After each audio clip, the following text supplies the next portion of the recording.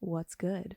I recently did a little rant, if that's what you want to call it, on my Instagram stories a couple of days ago about beauty standards and what it was like living in different places, like living in different communities, and how the beauty standards were different from each other in each one of those communities, and how I learned to love myself because of that.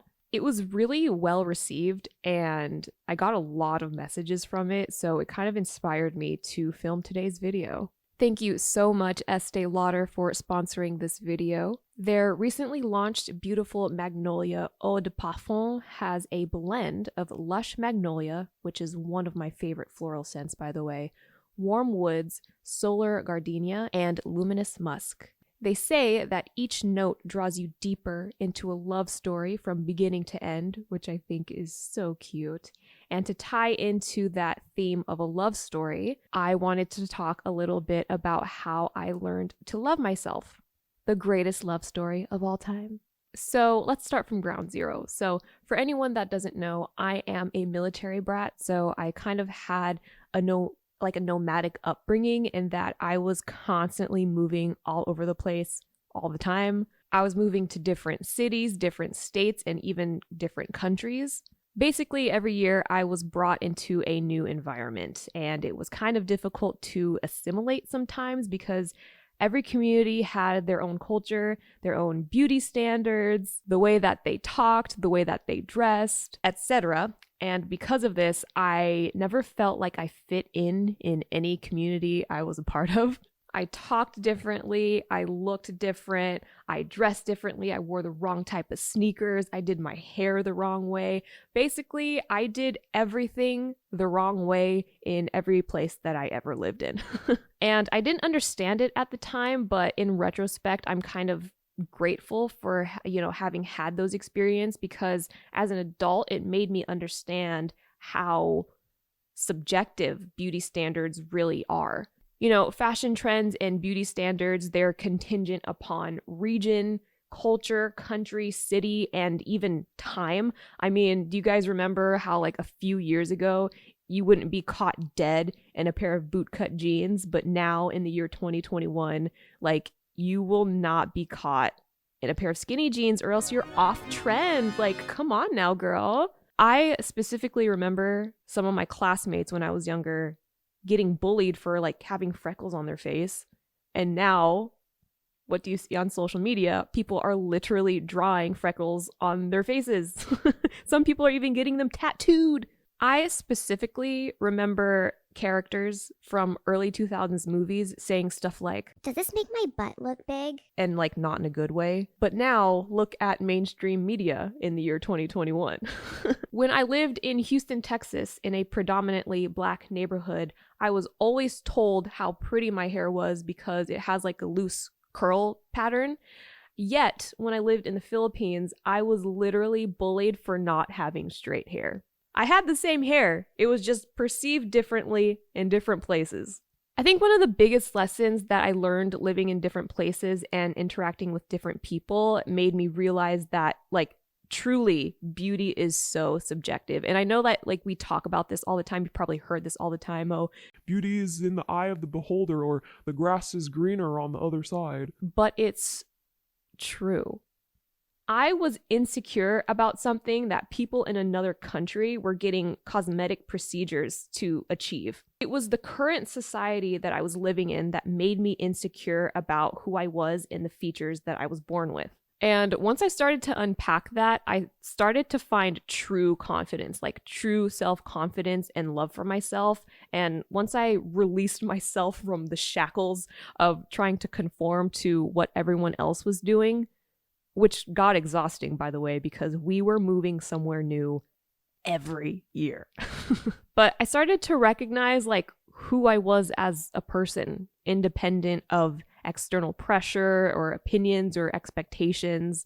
And I think this is how I really started to develop like my personal style, like my personal fashion sense, my makeup style, like how the way that I did my hair, the way that I talked. Because I think knowing yourself well enough to develop your own sense of style, or really your own sense of self, is a huge indicator of self-confidence and self-love.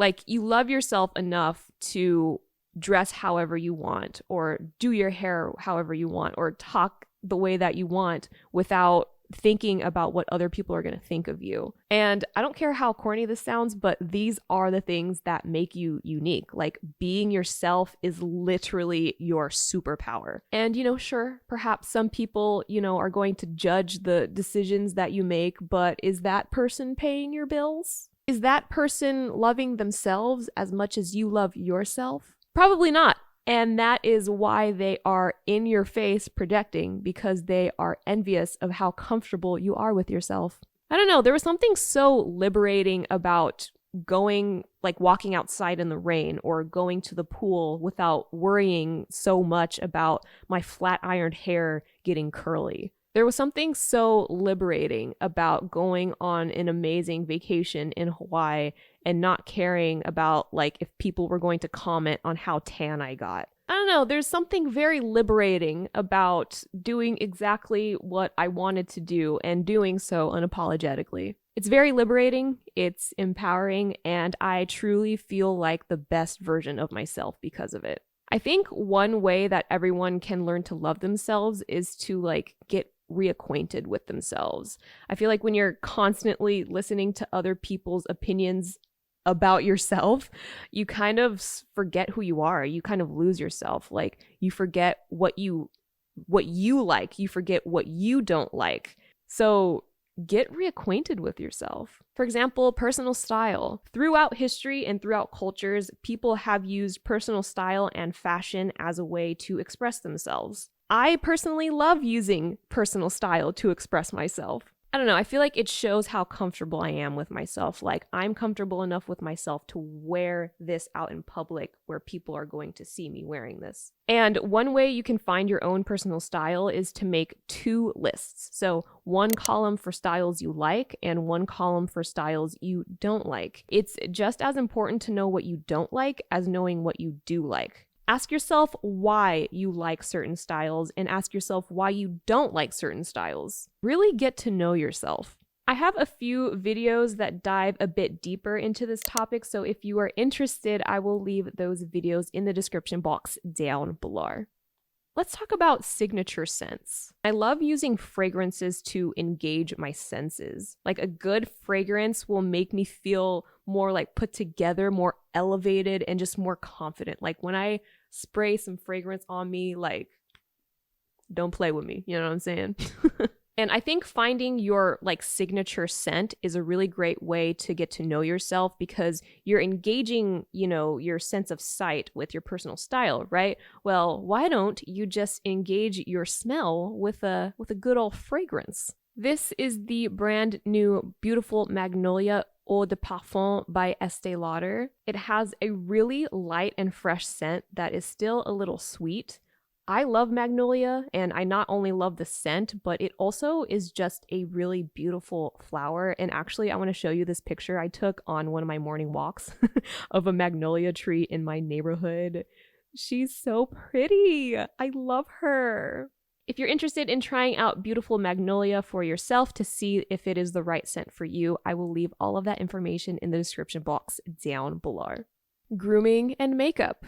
Although we often talk about all the negatives of social media, there are also a lot of positives. And I think one of the biggest positives of social media is that it has diversified beauty to a mainstream audience. So, on social media, you see girls with blonde hair, red hair, black hair, kinky curly hair, pin straight hair, and they will teach you how to care for that specific hair type. On social media, you can see girls with almond-shaped eyes, with round eyes, girls with monolids, and they are going to show you how to best enhance those features. I know for me, I owe a lot to the natural hair community, because when I was growing up, I was growing up during a time when pin straight hair was the trend. It was the thing to do, flat iron your hair every day with the side bayang. That was absolutely the style. You could not have a wave, a kink, a curl in your hair. Everything had to be super straight. But because of social media and the rise of the natural hair movement, I was able to be exposed to thousands of black and brown women embracing their natural hair texture, like embracing the way that their hair grew out of their head. And just seeing that made me want to embrace mine too. Back in 2016, when heavy makeup was super, super popular, like the Instagram brow, you know what I'm saying? I bought into that trend. I tried all of like the makeup looks. I did the whole like heavy contouring and things like that. But I realized I just didn't like the way that I looked with it on. I realized that the only reason why I was doing all of these makeup looks and like trying all these makeup looks is because it was the trendy thing to do, not because I actually enjoyed it.